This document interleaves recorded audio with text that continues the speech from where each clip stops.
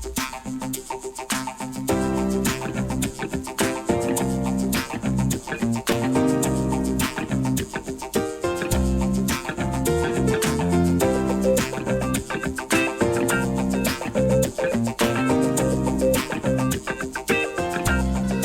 et bienvenue sur ce plateau de TF1 pour débattre d'un sujet de plus en plus d'actualité et préoccupant pour nos entreprises et plus largement pour les organisations, celui de la crise des vocations managériales. La thématique de la vocation managériale est une thématique qui, moi, m'a interpellé déjà depuis 2-3 ans, mais qui m'a paru particulièrement significative sur l'année 2014. J'ai constaté que Expectra avait recruté pour ses clients plus de 230 collaborateurs en CDI sur des fonctions managériales. Pourquoi avez-vous fait appel à l'externe pour recruter des managers? Et la réponse a été, nous avons proposé ces postes en interne, nous avons des compétences en interne, mais nous n'avons pas eu effectivement de collaborateurs qui ont accepté ces propositions. Donc un phénomène général, tout secteur confondu. Merci Mickaël. Alors je m'adresse maintenant à Dominique Chevalier. Est-ce que pour vous c'est vraiment un problème de fond et un problème d'actualité par rapport à il y a quelques années? Oui, parce que je pense qu'aujourd'hui,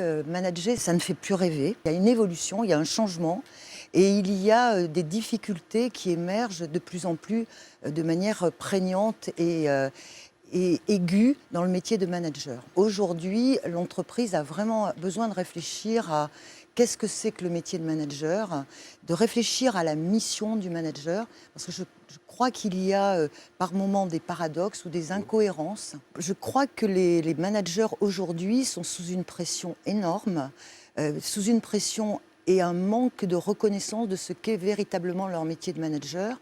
Certes, il y a une compétence technique à avoir, mais manager, ça demande du temps, ça demande de créer de la relation, ça demande d'embarquer ses équipes. Et pour embarquer ses équipes, effectivement, il faut créer un lien avec les collaborateurs. Les managers sont finalement des gens qui appliquent un certain nombre de directives qui leur sont données et qui sont en difficulté de capacité à mettre les équipes en innovation et en créativité. Donc il y a un certain nombre de modèles qui émergent aujourd'hui, qui sont autour de l'entreprise, ce qu'on appelle libérée. L'entreprise libérée, elle travaille d'abord sur le principe même de confiance. Et qui dit confiance, dit plus de contrôle.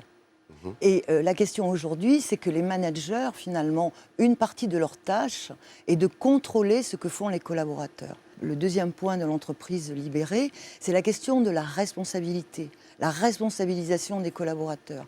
Autrement dit, les collaborateurs sont mis dans une dynamique pour prendre les décisions, les actions qui sont en réponse aux demandes du client. Pour moi, l'entreprise libérée, c'est une chance pour les managers de retrouver de la qualité dans la fonction managériale et de retrouver du sens dans la fonction managériale, c'est-à-dire accompagner réellement les collaborateurs.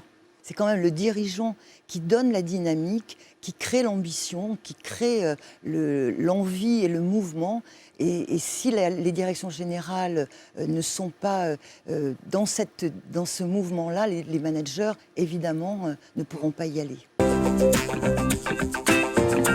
Manager, ça consiste à mettre les gens en situation de bien faire ce qui est attendu d'eux.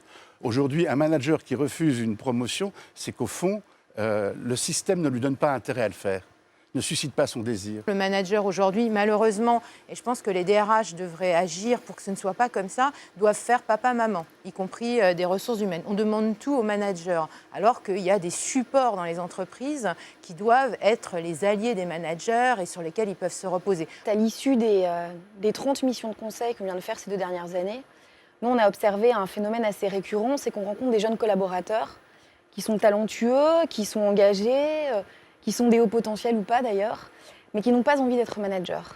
Et en fait, quand on leur pose la question et qu'on essaye de creuser un peu plus en profondeur ce détournement de la fonction managériale, qui effectivement était le Graal pour les générations précédentes, ils nous disent en fait, le mec que je vois au-dessus de moi, c'est pas le mec que j'ai envie de devenir demain. Pour une génération qui plébiscite le capital humain, qui est en recherche de sens, qui est très court-termiste dans sa projection dans l'entreprise, qui préfère aller à côté qu'au-dessus, du coup, vous avez un désamour pour la fonction managériale telle qu'elle leur est proposée. Par contre, la bonne nouvelle, c'est que quand on décide de mettre des lunettes roses En réalité, ce qui est en train de se passer avec ce qu'on appelle les millennials, donc génération Y, génération Z, ça n'est pas un désamour du manager, c'est la revalorisation du rôle de manager. Parce que quand on les interroge de manière assez approfondie, ils disent en fait, la fonction est tellement importante qu'on ne peut pas laisser ça à n'importe qui, qu'on doit choisir des gens qui sont formés pour ça, qui aiment les hommes et qui, si on tire le fil jusqu'au bout, ne font que ça.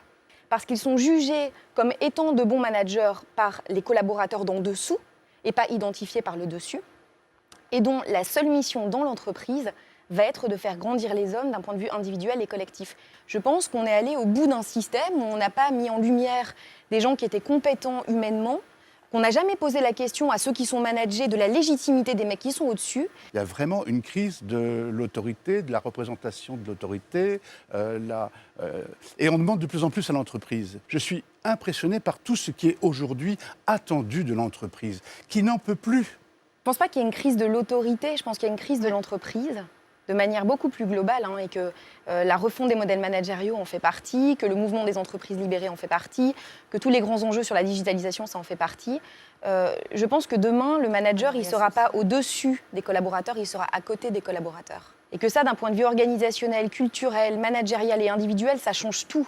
Ceux qui bougent, c'est ceux qui sont considérés comme les meilleurs. Donc vous avez un manager, il reste 2 ans, il reste 3 ans, il fait un tour, il enrichit son CV, soit il est promu dans l'organisation, il va dans une autre partie du territoire managérial de l'entreprise, soit il est un peu mercenaire, et ce n'est pas un reproche, il va ailleurs parce qu'il trouve une entreprise qui lui fait une proposition intéressante. Donc cette hypermobilité qui est valorisée comme un must, et au moins un nice to have, comme on aime dire dans notre jargon, je pense que c'est aussi quelque chose qui altère la relation. Parce que quand des équipes changent de manager tous les 2 ou 3 ans, elles finissent par s'user dans leur capacité de créer une relation. Le premier accompagnement, c'est la mise en situation. C'est-à-dire que quand on identifie que quelqu'un a une appétence, des aptitudes qu'on pressent, il y a des petites graines, on le met en situation.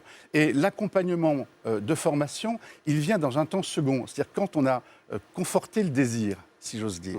On prend en compte ces attentes des jeunes, c'est-à-dire qu'on ne manage pas aujourd'hui les nouveaux collaborateurs qui nous rejoignent comme on pouvait les manager il y a 20 ou 30 ans. On est toujours dans la projection, on n'est jamais dans l'analyse, qu'est-ce qui s'est passé sur cette personne quand elle a été en situation de management. Le DRH est vraiment la clé de l'organisation pour dire il connaît le collaborateur qui est devenu manager et qui peut-être devrait passer une étape au-dessus parce qu'il en a les capacités, et il est capable de savoir ce qui s'est passé. Or, on constate dans les organisations, et c'est ça la grande faiblesse, qu'un manager qui a eu, je vais dire n'importe quoi, les 10 collaborateurs, il y en a une qui est en burn-out, l'autre qui ceci, aucun problème, il va prendre maintenant 100 personnes, tout va bien se passer, bien évidemment. Et là, on se dit, mais où est le DRH ? Il y a quelques années, on avait l'âge d'or de l'expert. On a eu ensuite l'âge d'or du manager de projet.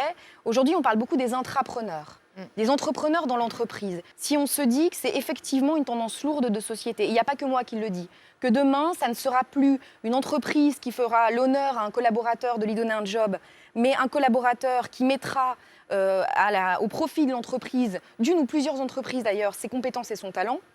Demain, on sera dans un changement de paradigme radical, puisqu'on aura plein de collaborateurs qui seront des entrepreneurs de leur propre vie professionnelle, de leur propre formation, et qui vont donc tisser des liens avec différentes organisations. Et par rapport à cet exercice de prospective RH, je pense que le rôle du DRH, le futur du métier de DRH, c'est d'être un agent d'entrepreneur, d'intrapreneur, un agent de joueur.